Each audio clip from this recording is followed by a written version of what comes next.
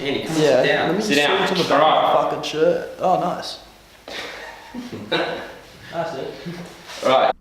We're officially recording. Yeah. So, Andos, you want to bring us in? I'm ready.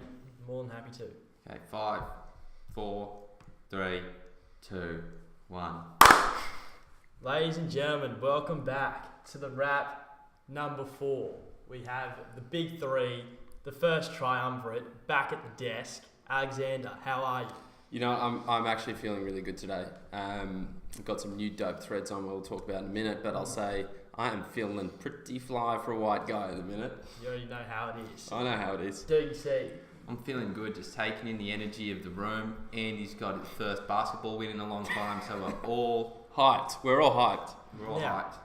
You may be wondering if you're watching this on Facebook or YouTube, why are the boys looking so fresh to death today? It's a good question. Well, the reason is because Kingdom Clothing has hooked us up with some fresh tees. Shout out to Kingdom Clothing. They're nice. There's not too much going on. They have a bit of length in the t-shirt, which I like these days. They're simple. They feel nice. You can check them out on Facebook or Instagram at KNGDM Clothing on Facebook and KNGDM Clothing _ on Instagram. Shout out to those boys. Thanks for hooking us up. These are, can I tell you, it's a great fit. It's a nice length. Sleeves are, I'm not a big fan of short, tight sleeves. The fit's great. It's kind of minimal. I'm a big fan. I'm a big fan. It's sophisticated. It's sophisticated. Like, you can wear this to kind of a casual thing. You can wear this going out. You could also wear it to kind of a 21st type thing if you're into that. We did actually agree to do it before we saw the tees, and we were very happily surprised when the tees came looking this good. Well, Dougal agreed. We're probably a little bit more fashion conscious than Dougal is, as you would have said. I would definitely. I mean, I do look good in anything. Whatever. Andos, jumping to conclusions this week. 2 conclusions this week. If you've been a long time watcher of the Rab, you'll know that every time we've done this, I've been stitched up. So this time, I've gone for somewhat more of a minimal conclusion. The theme of the day. In that, watches have no practical use anymore. They're just merely an accessory. Okay. Merely an accessory. Interesting. An accessory. Mine is also fashion related. What a surprise. Which is graphic tees have no place. No place. How would you can you define graphic tees quickly? Graphic tees with big pictures on them. You know, the ones with all the bright colours. Particularly the ones you buy from like G-Star Raw. Like any t-shirt you find like in Ed G-Star Hardy? Raw. Yeah, like Ed Hardy. Never appropriate. No one likes it. I don't know who buys it or what they buy it for, but not appropriate. Dougal being fashion conscious, that's the first. But Alex, what's yours? And is that coming from the guy in footy shorts right now? I mean, it could be. Okay, I'm gonna do mine. Mine is everyone should attend church once a year, at least. Ooh. Wow. Everyone. Every single person. Every single What about person. atheists? As in a Christian. Especially atheists. As in a Christian church, or yeah, I would say Can you Christian go church. to the mosque? I would say some form of church. I'm gonna leave it there. You'll have to find out more later if you want. I think we might. have a winner. Okay. All right. I'm Interesting. happy with Everyone that. should go to church once a year. That's the conclusion I think we'll choose for the end. Yeah. Okay, so what's on today, Andy? First up, we have Alexander with an introduction to the Cardinal Pell story. And analysis, hopefully. Hopefully it's not just dribble, e.g. Russiagate, Alex, but Andy's playing hardball.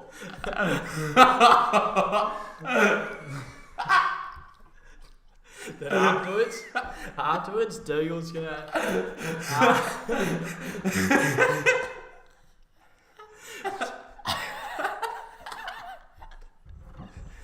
If I remember correctly, when I asked Andos what he thought of that segment, he goes, "Yeah, I thought you guys covered it pretty well. I thought you guys did a pretty good job." I mean, it was comprehensive, but taking that amount of time, you'd bloody hope so.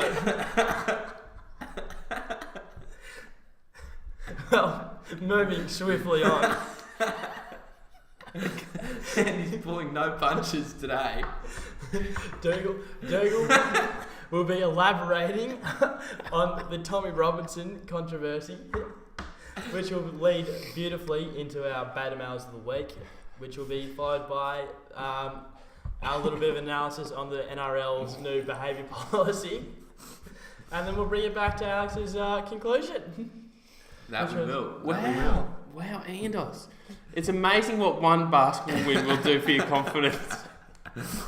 Look, the BDE is off the charts He's today. got liquid coming from all orifices at this point. Mate, I'm just in a It's an total... absolute mess. My body has rejected Andy's claim It's to the most extent. Okay, well, this is a serious story, so we should probably calm down a Bring little it bit. together. Alrighty. All right. Give yourself a second. So, to give a bit of introduction to the case before we jump into the analysis, as almost anyone who's been close to any kind of media, whether that's TV, print, radio, iPhone, the works, would know that Cardinal George Pell, formerly the third highest ranking Catholic official in the world, was convicted on 5 charges earlier this week. So he was convicted after the initial act was committed somewhere between kind of 20 to 25 years ago, and basically it was all against minors. So this is obviously not the first time that an allegation has been made against the Catholic Church regarding sexual abuse and minors. So he was convicted of sexually penetrating a child under the age of 16, as well as 4 charges of an indecent act with a child under the age of 16. The offences occurred early in December 1996 and early 1997 at St Patrick's Cathedral, months after Pell was inaugurated as Archbishop of Melbourne. So this, he was actually convicted in December, but because of the gag order issued by the court because of a subsequent case, the media weren't allowed to report on it. So it was only this week that the media was allowed to report on it. So there has been obviously an enormous amount of media hype surrounding this. A lot of people are pointing more broadly to the Catholic Church as one that has massive systemic and structural issues surrounding child abuse. I would conclude that that would be accurate. Now, I'm happy to provide some analysis on the case itself, but probably I'd get your headline reaction, Dukes, and Andy, to the case. Yeah, well, I'd like to talk a bit about the case. Let's hear a bit about it before we make any conclusions on Pell. Yeah. But I would say we should hold the Catholic Church institutionally accountable. We should understand that Catholic Church for the last 20, 30 years has had enough cases of child sexual abuse to put it in the category of not just an off case, not just one bad priest. It's happened enough times where it's okay, there's actually some type of problem here. Yep. In the same way, I would say that there are some problems with Islam and different sects of Islam. There's obviously a problem with the Catholic Church. It's might not be a problem about the Bible, but it's definitely about a problem with the big institution. And it's not only even about the acts themselves; it's about the cover-ups that make it so bad. Essentially, we have priests covering up for other priests. One priest will do something in one town in a church, then get moved to a different town, and it's a racket. In a lot of cases. Yeah. So the Australian people are kind of sick of it. Now, whether that's a confirmation bias that would then play into the Pell case, whether it would influence the jury to be more inclined to convict Pell of being guilty without taking into full account the situational details, is a different thing. But the Catholic Church definitely has a lot to answer for, particularly since it is one of the most powerful institutions in the world. Yep. Arguably part of the deep state. Arguably. Yeah, the power structures that are just so prevalent within the church need to be held accountable. And with whatever happens with Pell, I think there needs to be some serious reform, not only in, like from the outside and like media backlash, but also internally. It's obviously not Now, all bad. Pell did start.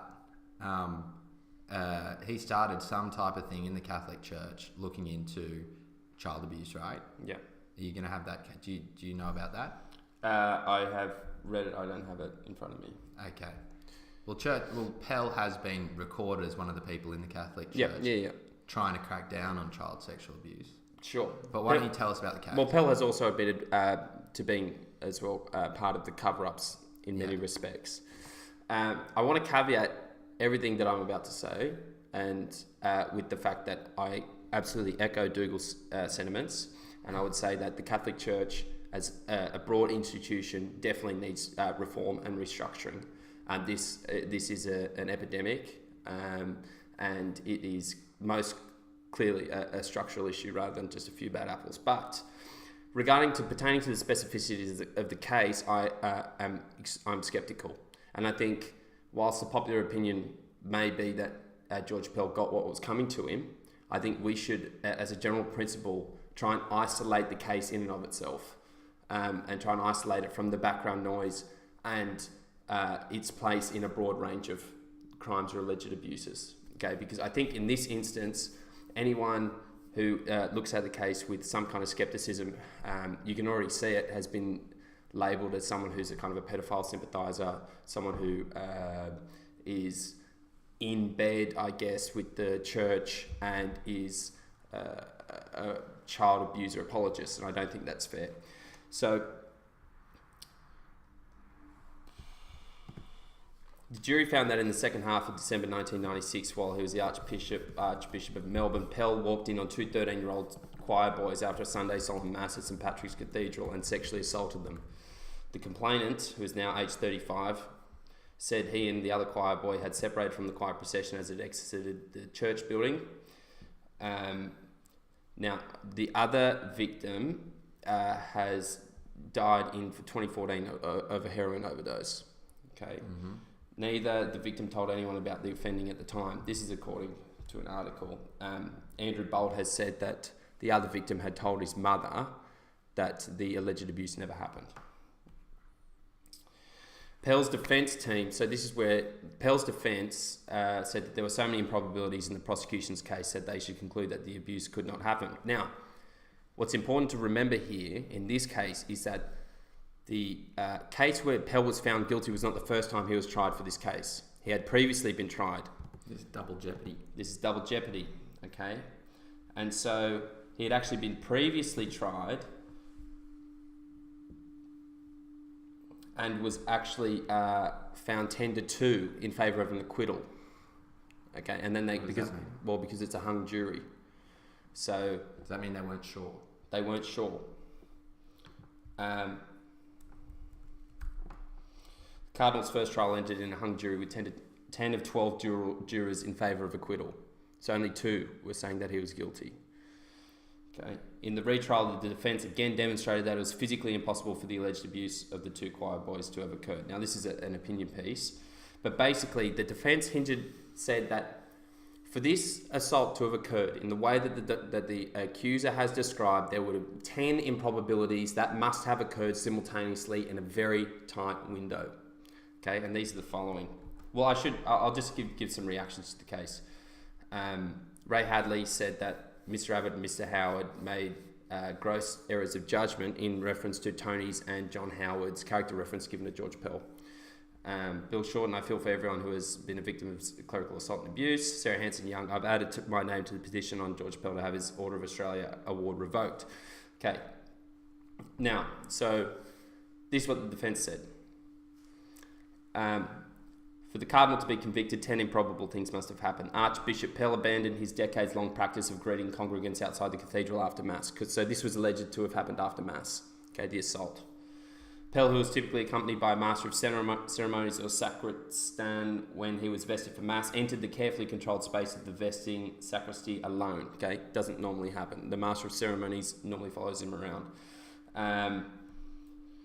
Then, kind of, there are a bunch of others, but At least 40 people did not notice that the two choir boys left the post-mass procession. Two choir boys entered the sacristy, started gulping altar wine, and were accosted and abused by Archbishop Pell while the sacristy door was open and the Archbishop was in full liturgical vestments. So the abused choir boys then entered the choir room through two locked doors without anyone noticing and participated in the post-mass rehearsal. No one asked why they'd been missing for 10 minutes. So one of the key pieces of evidence was the surviving boys said that George Pell parted his robes and presented himself to him with his member out. And the defence said, well, that's not possible because literally the way the garb is, that couldn't have happened, as well as all the other things. Now, so other important factors in the case. There's no corroborating witness for the prosecution, no DNA evidence. It's been more than 20 years since the alleged assault took place. And the Victorian police sent the brief to the DPP, the Victorian DPP, 3 times and got it sent back. The DPP said pretty much that there's not enough evidence to prosecute this case. 3 times. And they said, it's up to you guys if you want to take this further, but we can't see a case here. 3 times. He was essentially acquitted 10-2 in a hung jury. And then in the retrial, it is 12-0 in favour of hanging this guy up, pretty much, sending him to prison.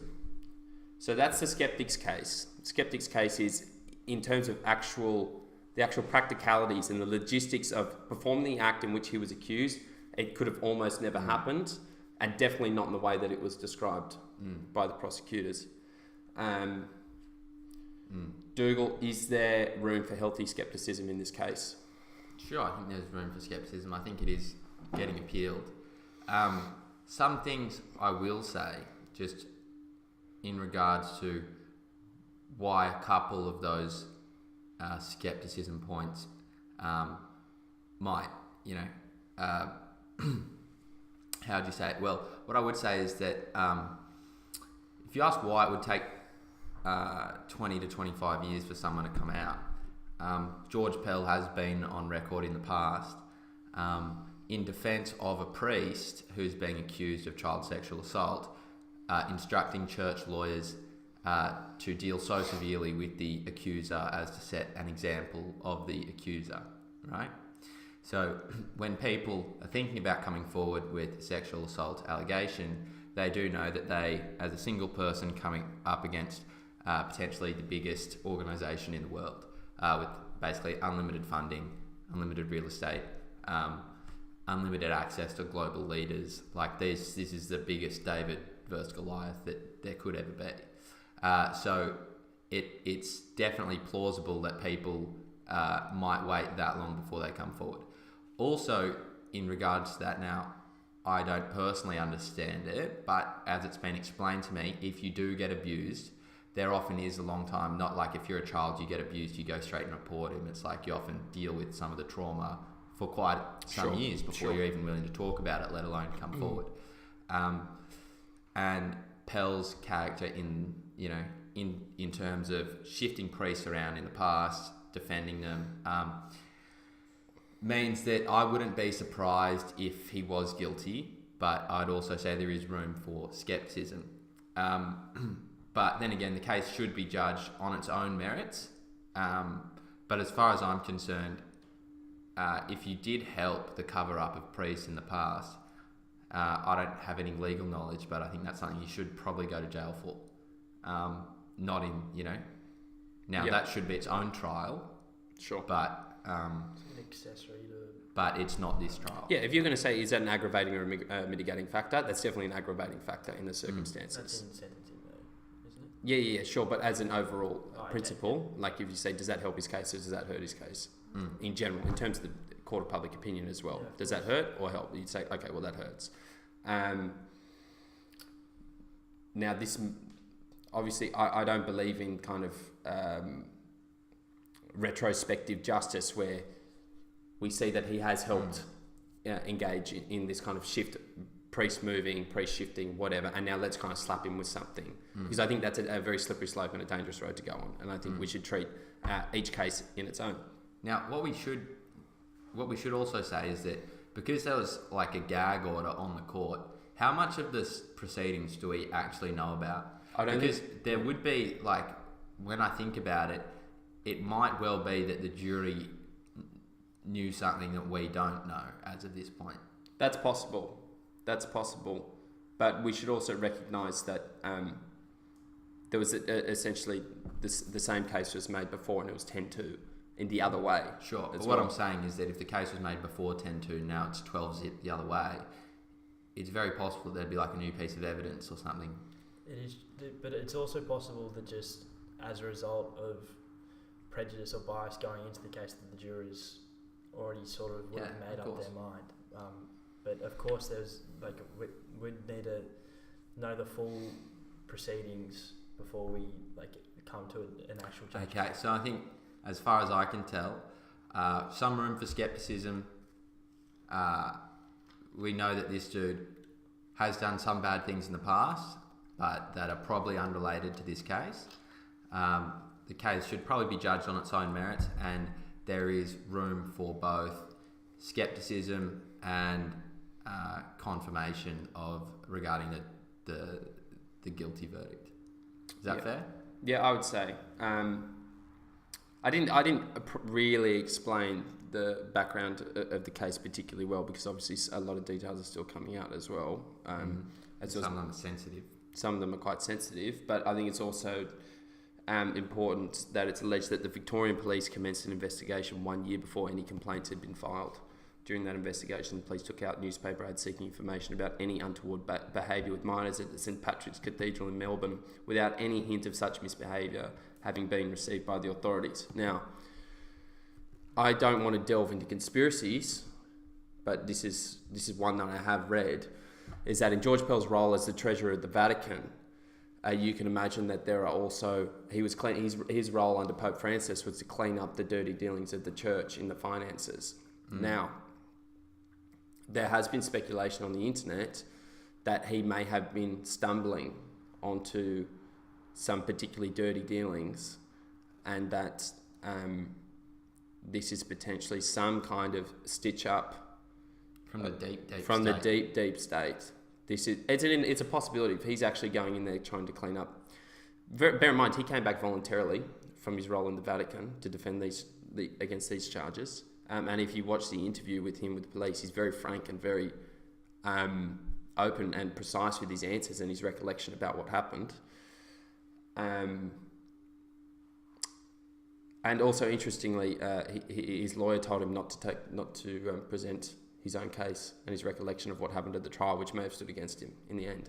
Anyways, we'll wait and see what the appeal says. But if it can go 10-2, then 12-zip, I wouldn't be surprised if there's a strange result coming. And until then, he's sitting in jail. Yeah. And obviously, I don't want to be the guy who says, oh, well, they're innocent until proven guilty, and then when they're guilty, we say, oh, well, we don't like that. As a broad spectrum, I think the justice system is pretty solid.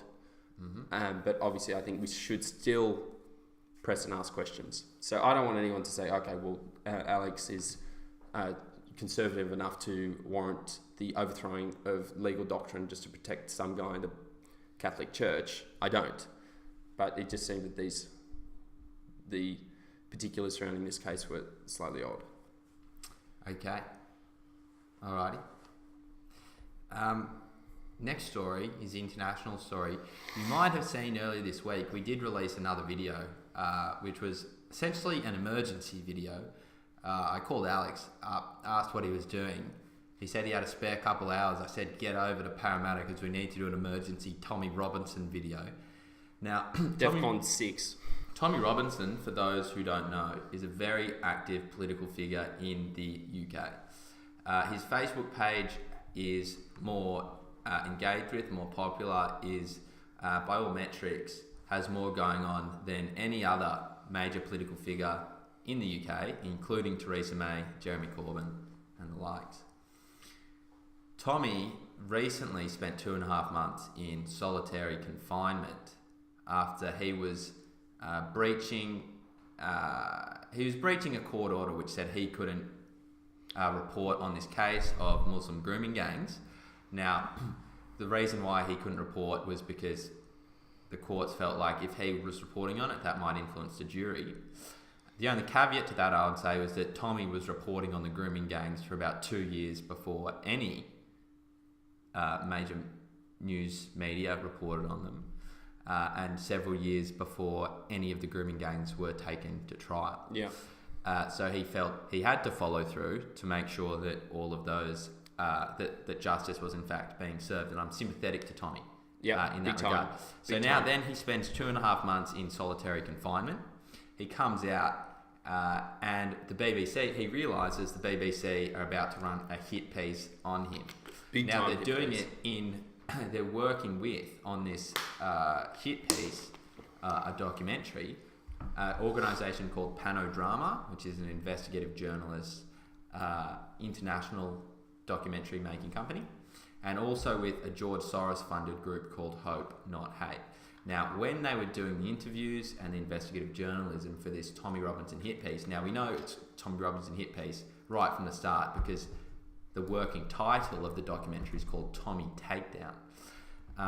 So Hope Not Hate people, George Soros funded that. They were at all the interviews, all the investigative journalism proceedings. Tommy catches wind of that, and one of his former aides, who he had a bad fallout with, was contacted by the BBC, by a guy called John Sweeney, works at the BBC, was working on this Tommy Takedown hit piece. Now they said to her, why don't you come out for lunch or a dinner? We're working on a documentary about Tommy Robinson. We'd love to hear from you. So she knows basically what's going on straight away. Yeah. And despite the fact that she had quite a bad falling out with Tommy over some personal issue before, she immediately knew what was up, knew it was a mainstream media, fake news, deep state hit piece designed to take out any form of new media, any form of critical thinking against the narratives of the deep state. Now what Tommy focuses on in particular, which the mainstream doesn't like, is Islamic immigration and Islam. He says we need to have a real conversation about Islamic immigration. He says we need to have a real conversation about Sharia courts in England. He says we need to have a real conversation about the cultural effects that importing many Muslim immigrants is going to have in England. So Deep State did not like that one bit. So they were working on the hit piece for him. Now, when Tommy found out from his aide that they were doing that, he gave her a camera and a recorder and said, go do the meeting. And what we find out from the meeting is not only that this BBC reporter, John Sweeney, spent several $100s on alcohol to try and get her drunk so she would say something maybe she didn't mean to say. He was also, throughout the conversation, was classist towards middle-class English people. Towards lower-class English people, saying that they don't like to associate with people like Tommy who have that particular FU accent. He was racist towards Asian taxi drivers who don't like dogs, who don't like taking dogs, i.e. Muslim taxi drivers.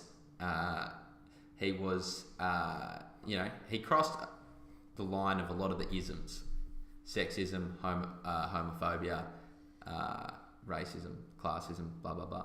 And this was all in one lunch and one dinner. So Tommy brings him in, right? Tommy brings him in. And this is where Tommy makes his own response documentary called Panodrama. It's a play on words of panorama, if you didn't know.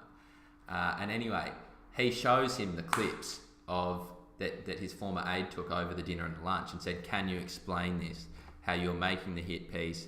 How the particular one was that he was saying to Tommy's former aide, who's a woman, can you please give us, even if it's made up, some dirt on Tommy Robinson, hopefully in a sexual manner, like he sexually did something to you, and we can capitalise on like this Me Too movement. That was like a BBC mainstream reporter, been working at BBC for like 20 years. This isn't a totally taxpayer funded. Totally taxpayer funded. So he played it to him. Now then, Tommy released the documentary on YouTube, Facebook, and he was obviously active on Instagram too. So then within like 24 hours, the big tech giants, Facebook and Instagram, both banned Tommy, banned him within 24 hours for alleged Islamophobia. Although the only significant event in the timeline of Tommy Robinson's political activism within kind of those weeks or months was this Panodrama documentary. And you can fix that. It was the Panodrama documentary. Amazon consequently took down Tommy Robinson's book, stopped selling it. So YouTube is the last major social media platform where Tommy can speak, where Tommy can talk. He also has his own website, but you need to go yourself to the website, sign up for the newsletter and stuff. You won't be able to find it organically on any of these big tech sites, except for YouTube, which is kind of the last stronghold. Now, the only thing I'll say before I go to Andy and Alex for reactions is that you go to Facebook, you'll still find the Facebook page of the Muslim Brotherhood. If you go to Amazon, you'll still be able to buy Mein Kampf, but you won't find Tommy Robinson because he is too, quote, dangerous. What do we think? Well, firstly, shout out to YouTube for keeping him up, even though YouTube does have a semi-dodgy history with demonetisation, putting stuff in the algorithm, never letting any Alex Jones stuff come up in people's feed. They do have some issues, but we are thankful that they've kept Tommy on. Now, just one more thing. We give a big derelict award to Twitter because they banned Tommy a long time ago, so they're the worst out of the bunch. But continue, Andy. But really, if I was someone who lived in England or the UK and I'd seen that my taxpayer dollars are being spent on trying to seduce or just trying to take advantage of this woman, I would be up in arms, and I'd assume there'd be this activism going on in England. I'm all for that. I'm hoping that those English people are not happy. It's English people, and they shouldn't be happy. It's once again another. It's like, and you wonder in some cases why people aren't don't buy into government structures or don't buy into fake news, and it's examples like this which really just are so horrific for discourse or just people getting engaged in the political system because they think it's a bunch of scumbags because of cases like this. Facebook's justification for taking Tommy down, where they listed a few different things. One was calling for violence against Muslims. Now, Tommy never did that. And if he did do it, because he does all his things on social media, you would be able to find the tweets or the posts or the YouTube clips, and they just don't exist, right? Facebook, the biggest tech giant, when they ban him, can't find the accusations against him. Yeah. Right? Tommy got zucked. Alex? Completely zucked. A couple of things. The first thing is that if you're going to look at arguments for privatisation of public entities such as this, particularly broadcasting entities, the BBC, to a large degree the ABC, you can see why. You can see this is an insight, as Dougal said last time to earlier podcasts. It's a trailer to the movie. Okay, you actually see the insights of how some of these big publicly funded agenda-pushing institutions actually work. They work in close correlation with often far left activist groups who are there at every stage of the investigation to make sure that the end result is some kind of recommendation for more regulation, another government committee, another big bureaucracy, and an enlargement of the state. That's invariably what happens. Big fat new tax. A big fat new tax, some kind of redistributionist policy. Okay. Now we should also recognise the hypocrisy, because it is often these far left media organisations who are the ones who hate or who are apparently against racism and against classism and for a big fair crack for all. And you see firsthand that the people who are pushing this agenda are actually the furthest thing from that. And in fact, it's often the people who are actually just trying to have an honest conversation who are the ones who get caught in the crossfire, because these people are pushing this hyper PC, culturally sensitive agenda, which actually constrains real productive conversations. I would also say, yes, that whilst we do give a shout out to YouTube, its parent, Google, whenever you search for Tommy Robinson Panodrama, the actual documentary Tommy put up, none of the articles that are pushed to the top of the Google feed mention anything to do with Tommy's documentary. None of them. Okay? And speaking to a more broad point, any article you read, besides a very few select ones you have to look for, mention the Panodrama documentary at all. They all say that he got banned in response to hate speech, speaking out against Muslims, racism, Islamophobia-ism. Okay, now we should also recognise the fact that this is the exact reason why this social construct of hate speech has been created. As far as I can see, this is the vehicle, the means by which the deep state puts the Trojan horse into society, where hate speech becomes the means by which they can silence any dissenters of popular opinion, of what they're pushing. And Tommy's exactly right. And this is the case for almost everyone who gets alleged hate speech. They say, well, point to the example where I've done it, and we can maybe have a chat about it. Sure. So a popular reaction from average Joes out there in response to Tommy's banning has been, I think it's hashtag I am Tommy Robinson. It's like that. I can't. That's South Park. That's South Park. Where it's, I flooded the dam. I flooded the dam. No, I flooded the dam. I broke the dam. He's saying we all broke the dam. No, I broke the dam. I broke the dam. I broke the dam. I broke the dam. Yeah, it's exactly like that. Because everyone knows that they do it to Tommy, they're going to do it to you. I flooded the dam. Now it's we're gonna post a link to Panodrama documentary in the description below. We're going to post a link to Tommy's new website, so you can keep in touch with Tommy and what he's up to. Even if you don't agree with him, you just want to hear what someone who's been banned from all social media platforms. But that, sorry, just to jump in, that would be definitely the point I would want to make. You may not agree with what Tommy Robinson has to say, but that's not the point.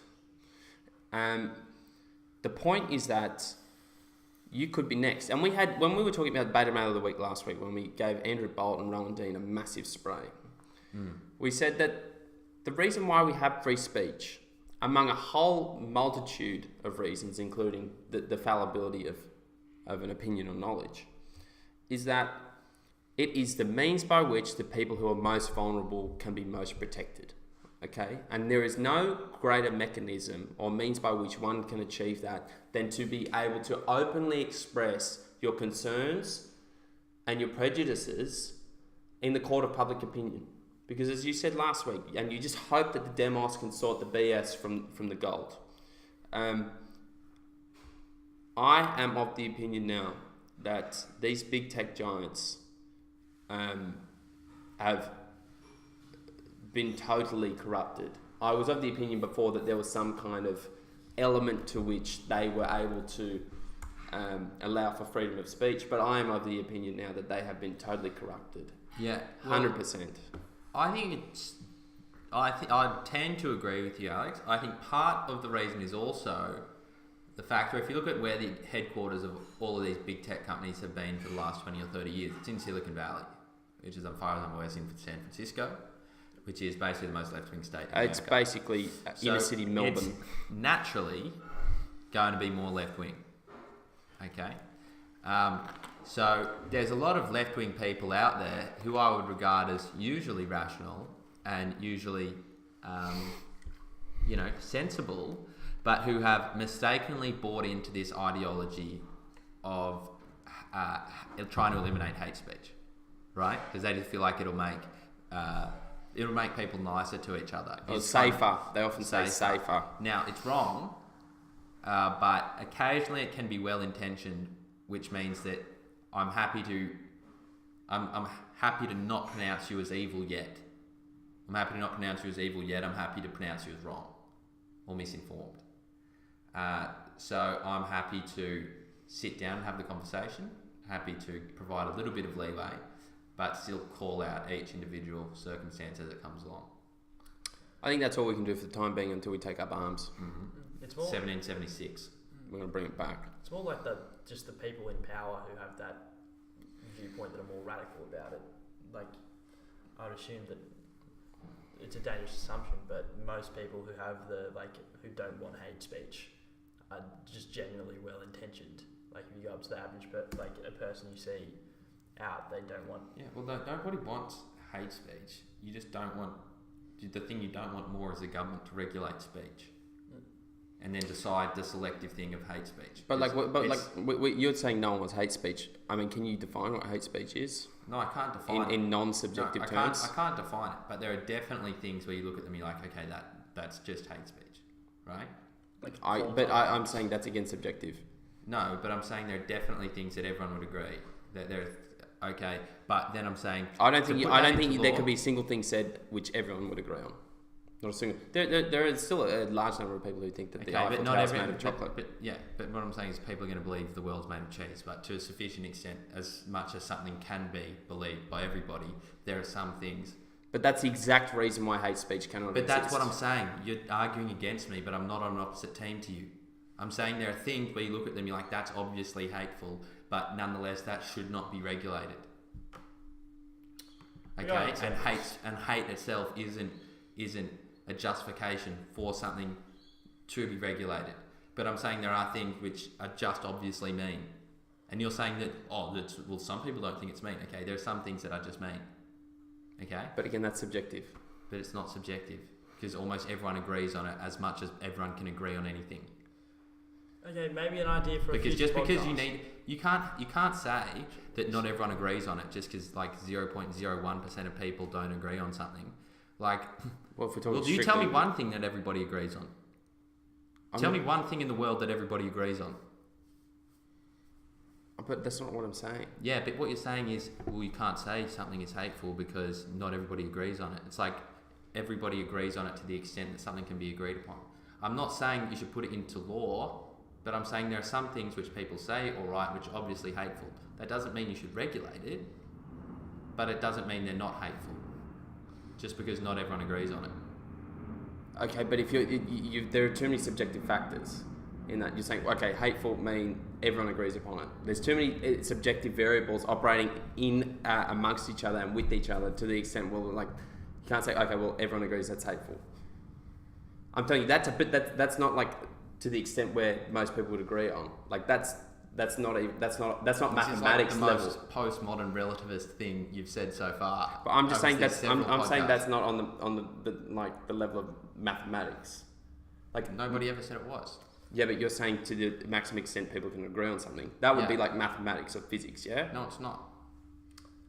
This is why our shows go for over an hour, I would say. I think this is a discussion for a different podcast. What is hate speech? Can we define it? And we'll move on from there. Do we have a conclusion? I never said you can define hate speech. What I said was saying there are everyone things knows that what are it is. obviously hate speech. I'm saying there's also things that are going to be in the middle in a grey area. There are some things which some people are going to say are hate speech but are probably not. And then there are also some things which are just very vile and mean, which most people would agree are hate speech. That's what I've said. Alrighty. Okay, now, I want to do a little segment. There are some states in America that have passed laws recently about third trimester and even post-birth abortions. Let me repeat that. Post-birth abortions. Now, I don't think you can call it an abortion if it's post-birth. That's the first thing. But secondly, I don't think anyone can abort anyone once they're born, regardless. I think babies are viable usually with a few months to go before they're born. At least, the conversation should be not what to do after they're born. That's just not where the conversation should be at all. Now, I'm going to focus specifically on Virginia because in the Alex Jones Joe Rogan podcast, they brought this up and they brought up the video of the Virginia governor going on radio and doing an interview about it. Alex Jones' impression of him is not And great. they said, the radio host said to the Virginia governor, said to him, some people are worried about you doing, or medical people doing abortions after the baby's born. Can that happen or not? The Virginia governor in his big southern accent goes, yeah, well, there has been some confusion about it, and that confusion's really been blown out of proportion. And what we're actually saying is that if the baby's maybe not viable or maybe deformed, if the baby's born and we can keep it alive, the governor and the doctor and the parents will have a discussion about what to do next. So in this particular example, if a mother is in labor, I can tell you exactly what would happen. The infant would be delivered. The infant would be kept comfortable. The infant would be resuscitated if that's what the mother and the family desired. And then a discussion would ensue between the physicians and the mother. So I think this was really blown out of proportion. Okay? And the radio person didn't pick him up on it at all, just moved on. So what he said was, for everyone in layman terms, there will be no law in Virginia stopping babies being killed, not aborted, killed, murdered, after they've been born. That's the reality we're dealing with. If you talk to a lot of people in America about abortion, most of them don't know that the Democratic Party platform, in what it wants to do, in its agenda, has been for a long time, several years, trying to legalise abortion up right until birth, like late trimester, like 1 hour before you should be allowed to abort.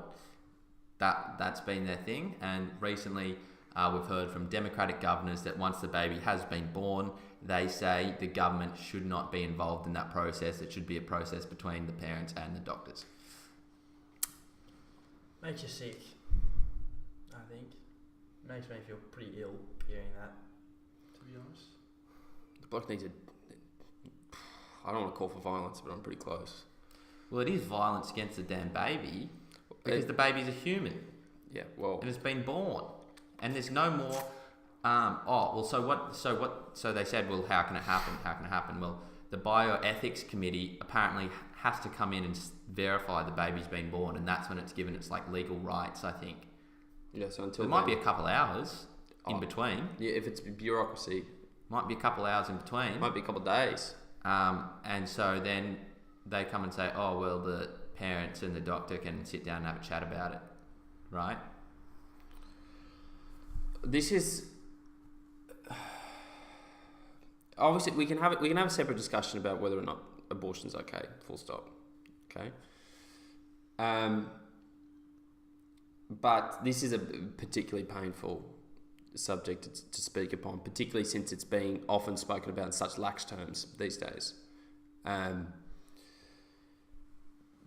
The total subversion of a baby's right to life, once it is viable, you can have a discussion about if it's okay to abort a baby before it's viable. That's obviously for a separate podcast. Baby's viable several months before it's born. Sure.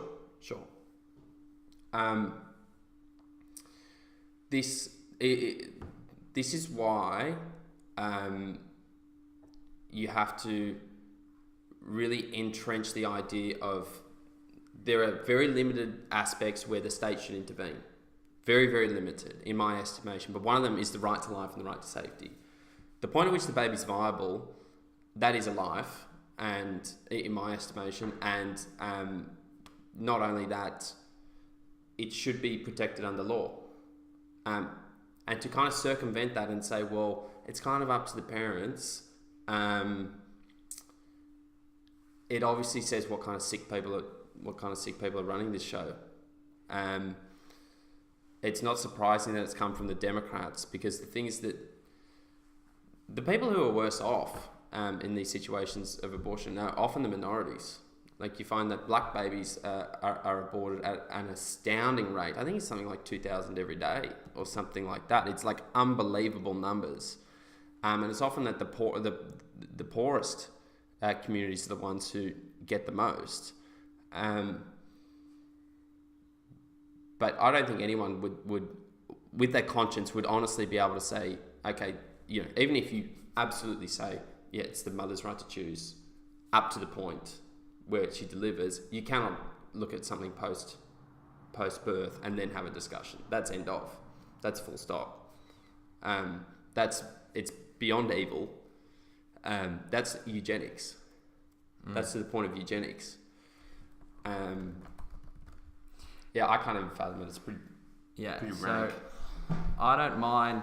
I don't know how we're gonna fix it. Donald Trump sent out a tweet that the Democratic position on abortion is now so extreme that they don't mind executing babies after birth.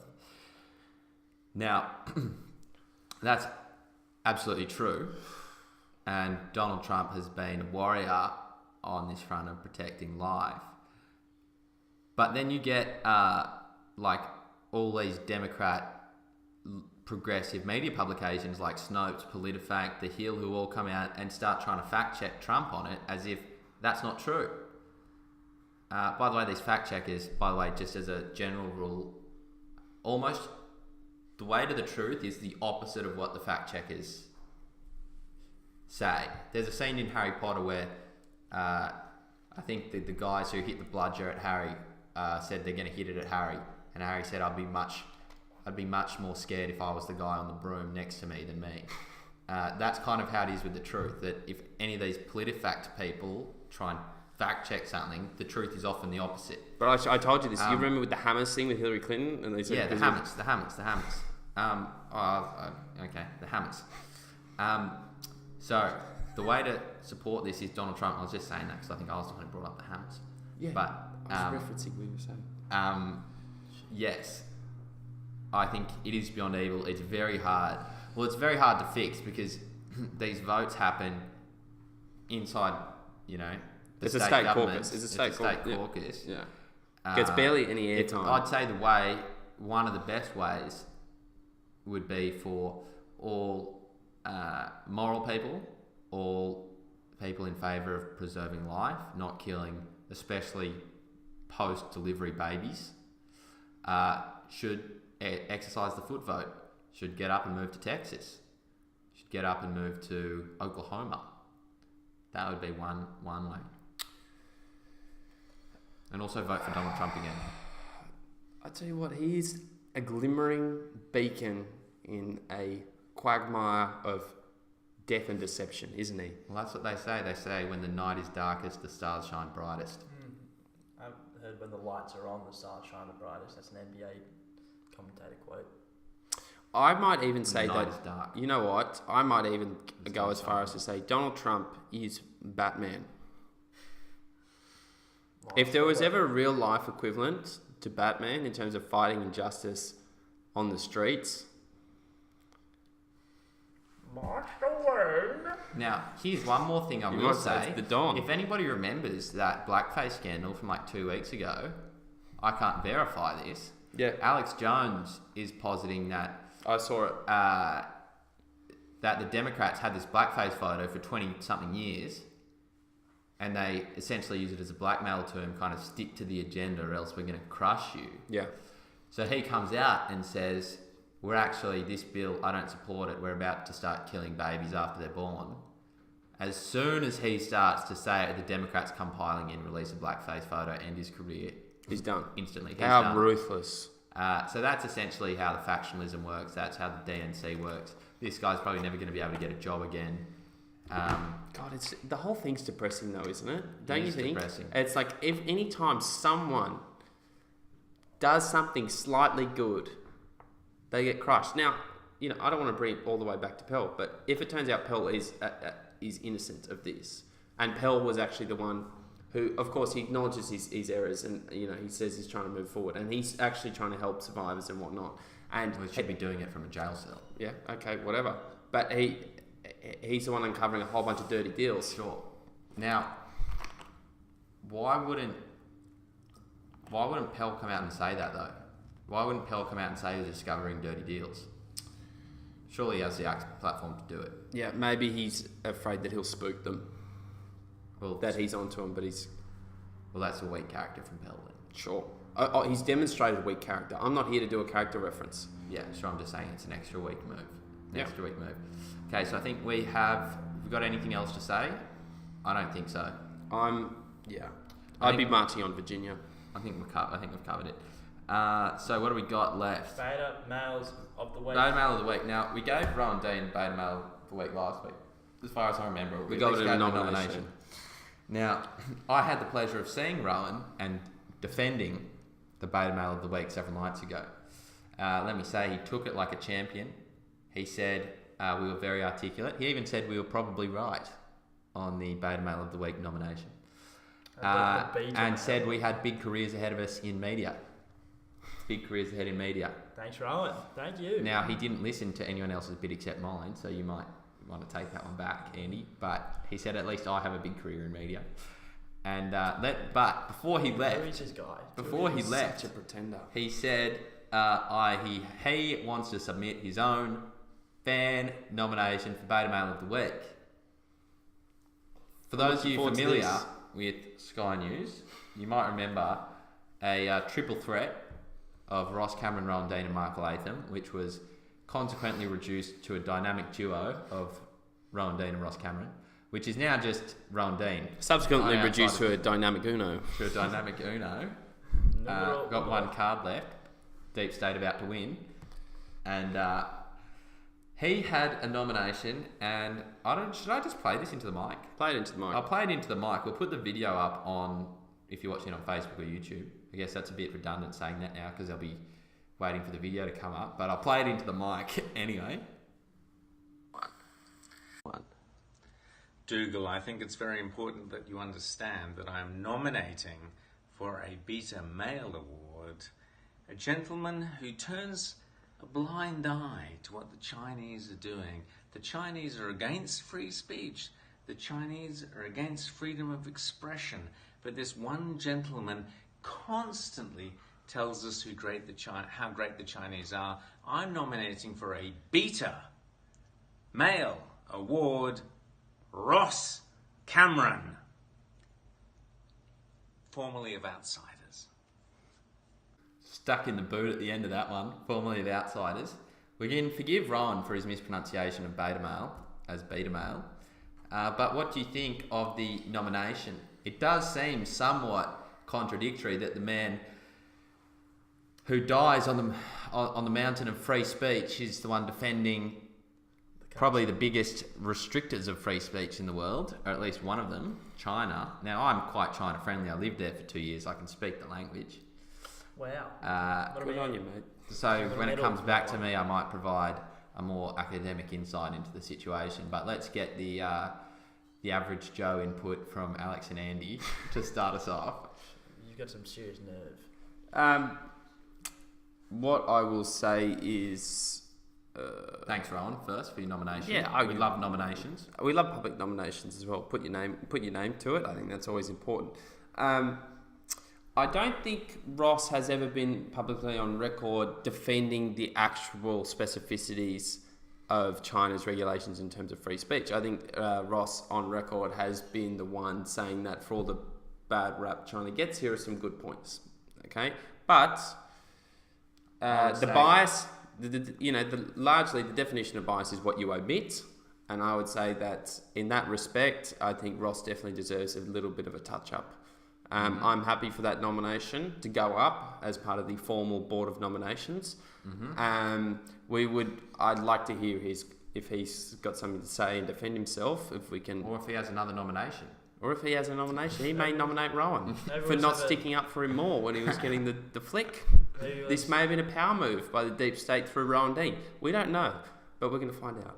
You have a celebrity pass on of nominations. Every time you get nominated, you nominate the next one. Mm-hmm. A little bit of duck goose action. A little bit of ducky duck. Hot potato. Hot tomato. Potato.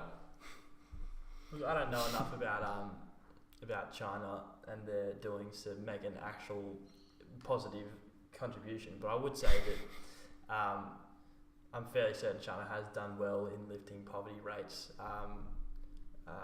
bolstering the economy, and just being all round progressing pretty damn hard. Yeah. Okay. Are they progressing too hard? Here comes the expert to weigh in. They've got the expert on the panel. Invited them for the segment. Here he is. Whatever. So, for those of you, well, firstly, what I'd say about Ross, our friend Ross, is that what Rowan is talking about, in my estimation, is that most people are sceptical of China's rise and think they might go and take over the world. And while we should, in some ways, take advantage of their rise economically, we should be wary of them politically. What Ross's argument has been is that while we're standing over here being skeptics all the time, China is riding a massive economic wave and we are refusing to surf it. And if we surfed it, we would be a much better place as a country. And we shouldn't worry about the Chinese that much as everyone is saying. That's as far as I can tell Ross's position, although he would definitely say himself he has reservations about the Chinese government. Now, from living in China for 2 years, I'll give a brief description of the Great Chinese Firewall, which is not a physical wall, it's a wall on the internet. So if you go to China, you will need a VPN to access Facebook, Instagram, YouTube, Snapchat, among others.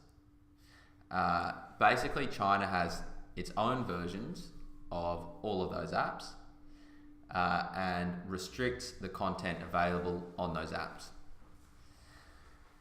So the Chinese government will tell the media, what are you saying? Maximum recording time has been. Beautiful. Okay. Andy. Low IQ play from Andy. Low IQ play from Andy. Chris Webber, national championship game, calling the That's timeout. it. J.R. Smith, run the ball out play from Heady Andy. God.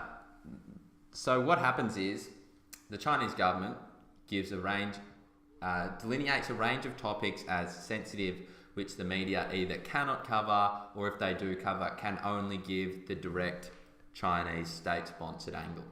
So those subjects include Tibet, those subjects include political re-education camps in Xinjiang, those subjects include Taiwanese independence in Hong Kong, they include South China Sea, they include the Tiananmen Square massacre, among others. So if you talk to a Chinese person, they'll never have heard of the Tiananmen Square massacre, they'll never have heard of any of the they'll understand that there's some political action in Xinjiang with the Jaeger people. They won't know the extent of it. They won't know that there's some bad things going on. So we don't know a lot of those. We don't know a lot of those things. So there is definitely free speech suppression in China, and it can be a bit of a, you might wonder why Roscoe, who says free speech is so important, would be so sympathetic to China. Now, that being said, I would caveat that by saying there are so many things the United States government lies to us about. Sure. They totally lied. So this is for anybody who just throws out conspiracy theories totally and just says they're lunatics, would never have happened, blah, blah, blah. This is coming down the barrel at you, where I would encourage you to embrace a healthy sense of skepticism. And one thing to look up, just to dip your toes in this world of alternative narratives, where there might be some anti-government narratives going on, is to look up the Gulf of Tonkin. Now, for history students, you'll remember that there was allegedly a US ship on the Gulf of Tonkin who got attacked by North Vietnamese ships, which provided justification for the US to go in and fight in the Vietnam War on the side of the South. Now, we find later on that that attack on the US ship was totally fabricated. Not even partially fabricated, totally fabricated as a pretext to go and fight communism. Now, there are some people who may have guessed that, but that was totally faked to the public, totally faked. And it was released in declassified documents years later. So what we find is that because the US has laws mandating the release of classified documents, depending on their classification level, kind of, I think like 30 to 60 years after after they were written and used. So we're finding out now and over the past few years about all of the things that happened in the 1950s, 60s and 70s. And we know that there was a whole lot of interesting geopolitical occurrences happening then. And we're finding out that there is a lot of lying from the US government. We understand that as well. Another one. You can go to, it's called Operation, I really should know this. Operation, I can't remember the name of the operation. The operation essentially was FBI and CIA chiefs who needed a reason, a pretext to invade Cuba. So they proposed to JFK that they perform domestic terror attacks on the American people, false flag operations, to say that Cuba did it, so then they get to invade Cuba. Operation Northwoods. Operation Northwoods. Okay. So that's been declassified. That's not controversial. It's not debated. It's not disputed that the CIA and FBI proposed to JFK doing school shootings, movie theatre shootings, shooting down US planes with civilians in them to use it as a pretext for going into war with Cuba to fight communism. Okay. So to those of you who just trust the government at face value all the time, we should understand that sometimes there are deeper things going on. I think it was Reagan who encouraged us to be, when he was leaving office, most sceptical about the military-industrial complex, which was growing in power. He said it was dangerous when was he, around the 70s? Yep. Now we know that particularly after 9/11, the military-industrial complex exploded in terms of the amount of resources it had assigned to it and the amount of power it has. And so when we are here sitting down analysing all the corruption in the FBI in relation to Trump, while some people may be surprised the FBI could do something like that, it's not really surprising to us.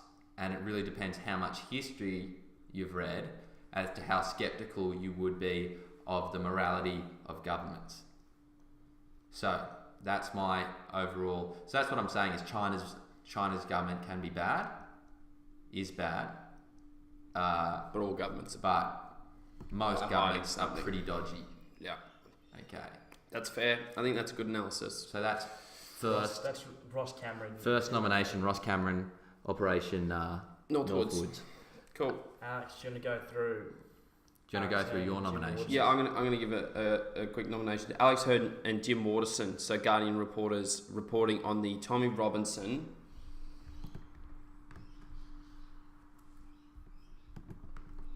deplatforming.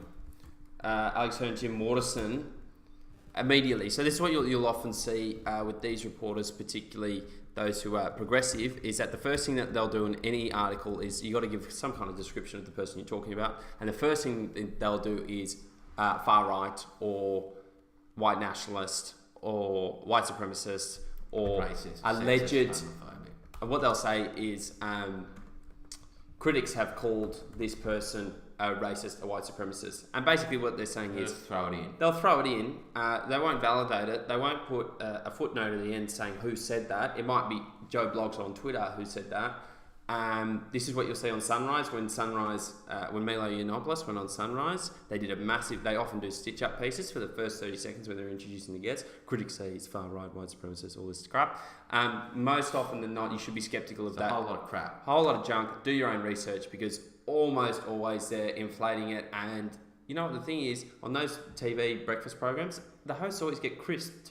Yeah. They always get crisped. I mean, I've seen Jordan Peterson get described as far right white nationalist. Yeah.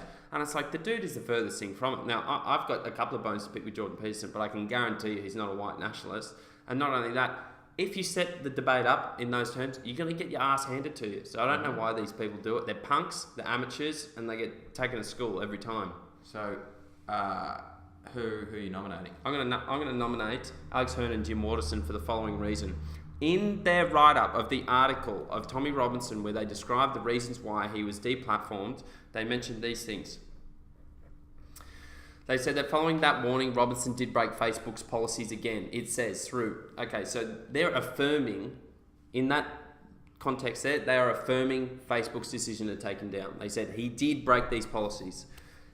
organising and participating in events with recognised hate figures or groups such as Proud Boys and Gavin McInnes, public praise or support.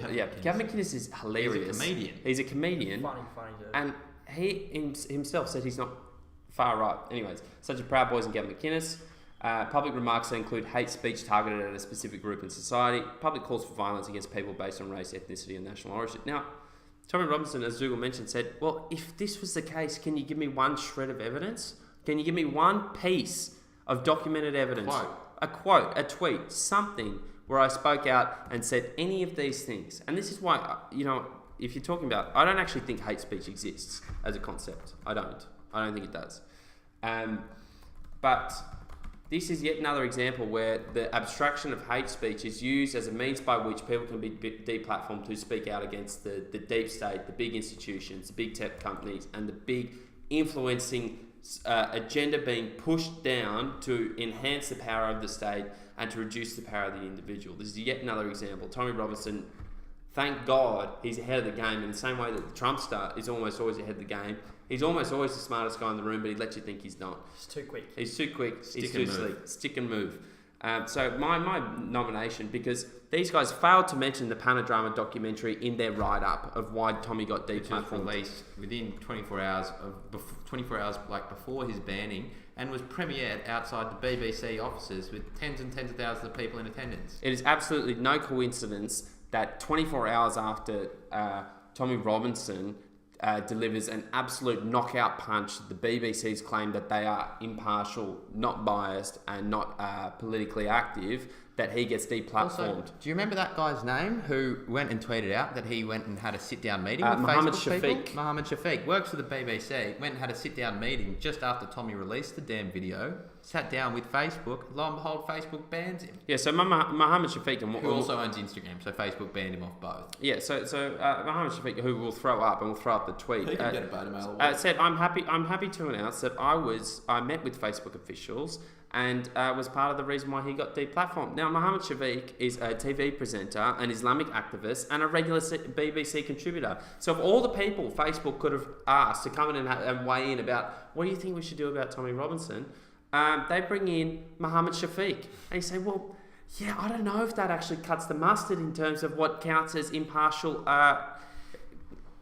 advice to a tech giant. I don't think that cuts the mustard. But, that's obviously good enough for them. Mm-hmm.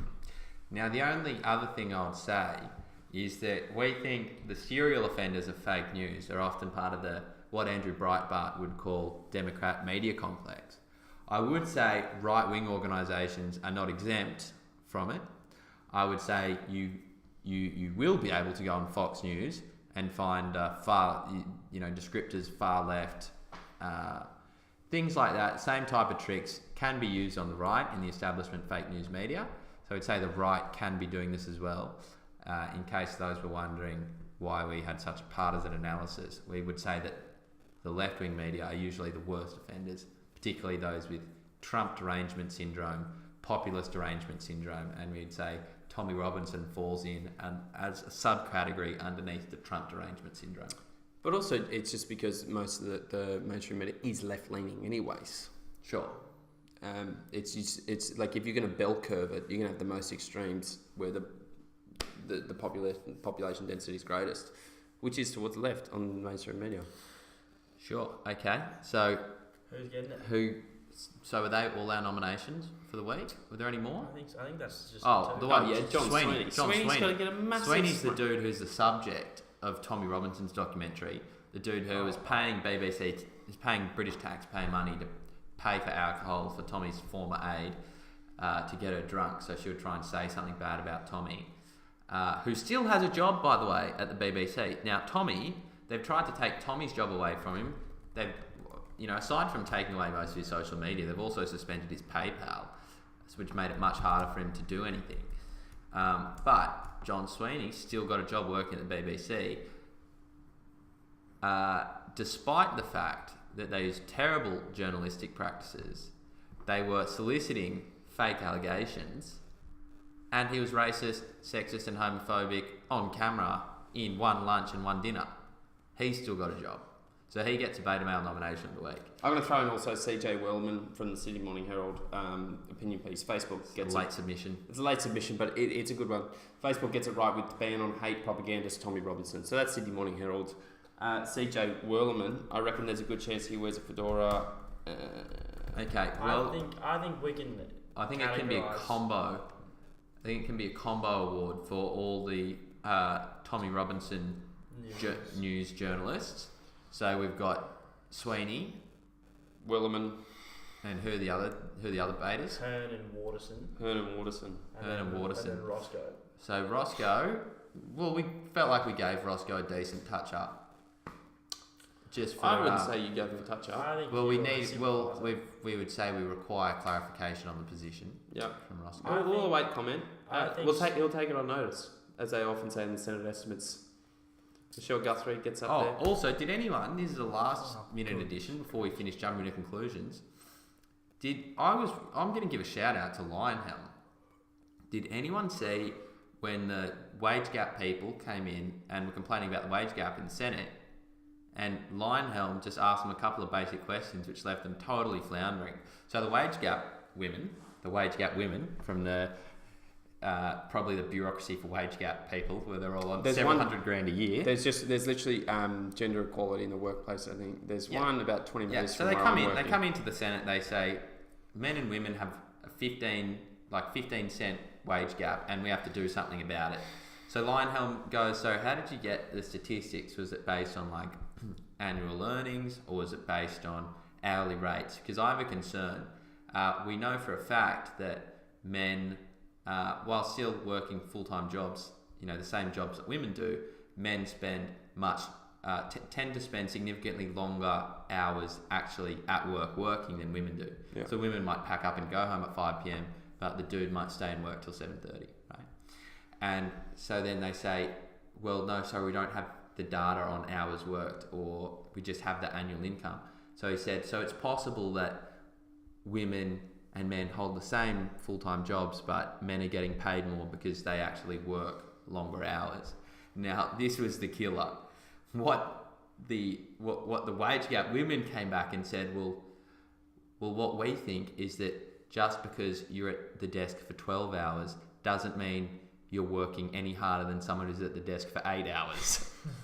That's what they said back to Lionhelm. And Lionhelm he remained calm. He didn't deliver any zingers, but he was just on this rational line of questioning that I would advise you to go on YouTube and search about what about the wage hours gap. I think that's what the video's called. Yeah, Lionhelm is known for that, and particularly Senate estimates. This is where he's the king of it. I mean, we can go into this, but I think this is pretty fairly well documented. This is the rise of the deep state, by the way. The fact that this thing is still going, it's still on its legs. The wage gap is because of the deep state. It has been disproven and dismantled that many times. By every single serious economist. By every single economist who has touched the subject. It has been dismantled. It's the same with the minimum wage. And the easiest argument against it is if women are getting paid 15 cents less, every business would exclusively hire women. Yeah. Do you know how much money you can save on labour costs, particularly in Australia, with 15% less on salaries? It's insane. Look, it's mad. But, Lionhelm's a crack up because he's the king of Senate estimates. And every time the ABC... There was a time when I think ABC spent $30,000 on a font for their signature masthead, the ABC, right? And so James Patterson was there as well. I think it was last year. And they go, so can you explain why there was $30,000 spent on a font, a simple font? And they go, well, look, it was all part of the branding strategy. We were rebranding the ABC, and it was going to be our masthead print. And Patterson and I went, oh, okay. So it was a branding exercise. It was a $30,000 branding exercise. And no, it wasn't a branding exercise. It wasn't a branding exercise. It was look, and she gets a bit shocked, and he goes, okay, so what was wrong with and he went through what was wrong with Helvetica? I often use Helvetica. It's a good one. And Times New Roman. You heard of Times New Roman? And obviously, this is the problem when you just give the ABC a whole bunch of money and like you don't have any control over what actually happens to it, is that it just kind of gets thrown around like it's a big stripper party, and it's just like, you get 30 grand. Can you imagine going to your boss and saying at a company and saying, yeah, I need 30 grand for a new font? They'd kick you out. They'd kick you out. They'd say you're obviously not taking your medication. They'd give you just... There's the door. And that's all it would be. It's been real. It would be... It's been real. Hope you paid your kids' school fees for this year, because it's not coming out of your salary anymore. Ridiculous. And like, you know, when was the last time you heard any of these public organisations go, you know what, we've actually got enough money, we just need to spend it better? Never. You never hear that. They're all overpaid. And I'll say I think the ABC should be privatised, but it's not surprising. Senate estimates, David Lionhelm, he's the king of it. Throw a link in the description. We'll throw a link to it. Mate, he's been around for a while, and it's just some of the stuff these people think they can get away with. They walk into Parliament, and it's just... They not quick enough. But you know the thing is... Stick and move, Dave. Stick and move. I bet you, these people are on like 150 grand, 200 grand a year. How many meetings do you reckon there were discussing the font? With like the whole ABC people in there? There's probably like 5-person meetings. All right, we got Times New Roman. What about we got Common Helvetica, Sense? but we do have 30 grand in the bank. What can we spend it on? Now, shout out to them. They didn't spend it on gender quotas and Gillette ads, because they could have done that. I think that budget had already been allocated. That budget had already been allocated. But they did much less damage with the font than they could have. So they get... Yeah, but it's just, again, it's a case where, Milton Friedman always says, no one spends someone else's money as carefully as they spend their own. And this is just like... It's just a party at the ABC. Democracy in manifest. I see you know your judo well. Okay, now let's Succulent Chinese bring it music. back. We'll bring it back. Bring it back. Jump to conclusions. What's the conclusion we jump Remind to? us of it. Jumping conclusion was I think that everyone should go to church once a year. Yeah. Everyone should go to church once a year. No, Now, just go to that's church. in light of the Pell story we just covered. Yes, obviously not So- Pell's church. So we shouldn't go to Pell's church. Well, maybe we should go. Should we? I would say Protestant. Go to an Anglican church. Church of England. Go to Church of England. So, an Anglican church once a year. Yep. Everyone. Yeah. Shout out to Church of Kings. Go to Church of Kings. Whatever. Not gonna say anything. English doesn't. Well, let me just say, was at Andy's debate last night. Reverend Edwards was there. Subscribe to the podcast. Promised to listen to it in the car with. He did. He mentioned it to me today. He Did said he he listened. actually Yes, know that? yes. He said he listened to the Charles Joyner one. Okay, so to get back to my point, everyone should go to the church. This is a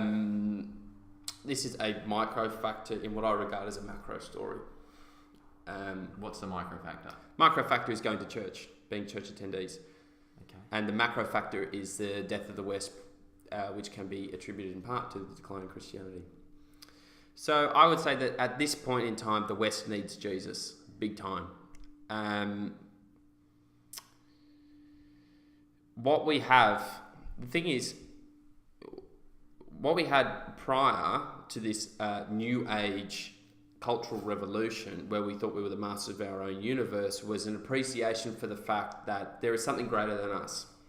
And so that was by virtue of our religious adherence. There's something bigger than us.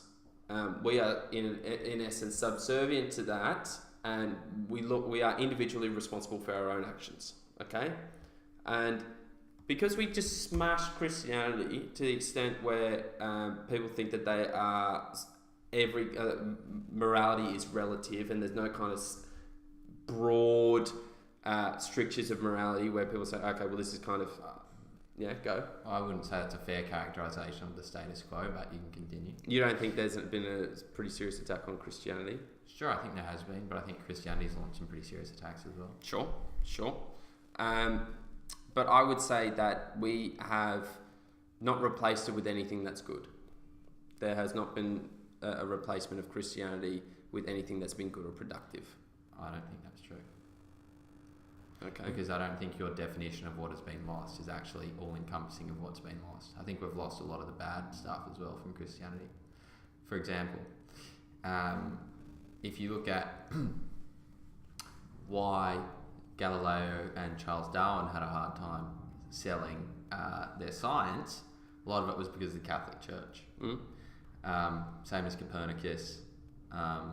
And what we have left behind, as well as what you would say are some good aspects of like spirituality and morality, is the church dogma, which says the world was made 6,000 years ago, the world's the center of the universe, and in a broader point, it has allowed science to come in, and so we have been given a better and more real conception of truth in terms of the scientific method than just what's written down in the Bible. Was that your Alex's time frame? Wasn't like it was 50 Death years. of the West. Well, he's probably talking about Nietzsche, and Nietzsche was writing probably after the Catholic Church's decline, as opposed what being Yeah, but by even science. if you take that, even if you take Nietzsche's, you were talking about examples that occurred several hundred years ago. Nietzsche's only relatively recent. Sure, but Nietzsche proclaimed the death of Christianity, so that means the death of Christianity happened before Nietzsche, which would have started with the scientists and the Enlightenment. Sure, but then you're citing examples of Galileo and all that, and people, well, not even Galileo, Copernicus, people well before Nietzsche. That's not even the same ballpark. Sure. Okay, what I'm saying is... Exactly, that's my point. Okay, but I'm talking about something fairly recent. No, but Nietzsche declared the death of the West. Presumably, it was alive before Nietzsche and started dying over several hundred years. Okay, I don't know what you're actually getting at. Well, I think the listeners will. Okay, well, all I'm saying is that we haven't actually replaced it with anything good, particularly, and Nietzsche was exactly right when he said that the problem with when you destroy Christianity and you don't replace it with anything is that you tend to fall into this fatalistic nihilism, which inevitably gives rise to communism. That's what he said.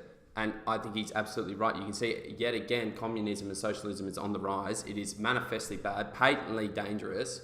And I think when you, as a general rule, it seems like even though we would like to be rational and reasonable, we are not at the capability where the whole species can do it to that extent. I'd say a couple of things. Firstly, you just totally didn't talk about all the new conceptions of truth we have, where we actually test things out to see if they're real instead of just accepting them if they're written in the Bible. What do you say to that? Well, you have to remember that many of the scientific advancements were made by churchmen.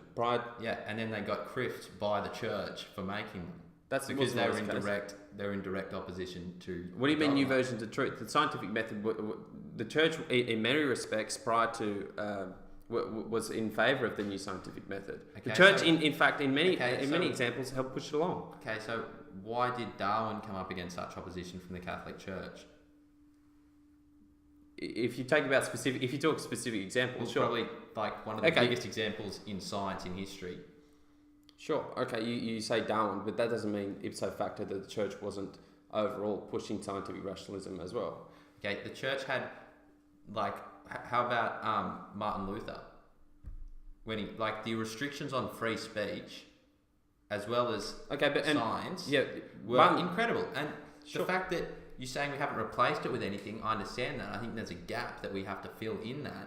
But we've also stripped away some of the bad parts from the Catholic Church, which you haven't acknowledged. You've just said the church overwhelmingly was a good force, but we know that there are elements of good and elements of bad. And while you say we haven't replaced it with anything good, I also want you to acknowledge that there were bad parts that got stripped away. I'm happy to acknowledge that there are bad parts, and you keep bringing up Catholicism as if I'm somehow some bastion of reason and rationality for Catholicism. I've said go to an Anglican church, and when you talk about Martin Luther and how he led the Protestant Reformation, I'm all in favour of that. He stripped away many of the bad Catholic practices. Okay, I agree with you on that. I don't know why you're bringing up the Catholicism bit again and using it as some way in which it holds back the argument. I'm just saying we haven't replaced it. Evidently, it was Catholicism, the Catholic Church, who you're saying would have invented the scientific method. I didn't say they invented it. But you're saying when they encouraged it, it would have obviously been the Catholics, because the Protestant Church is quite new. What? What do you mean, what? It's a simple thing. The scientific method has been around for a while. The Socratic method started with Socrates. It's the basis. Method. It's the basis for the scientific method. Okay, but what I'm saying, I'm not saying the scientific method specifically. I'm saying the idea that you prove truth through a scientific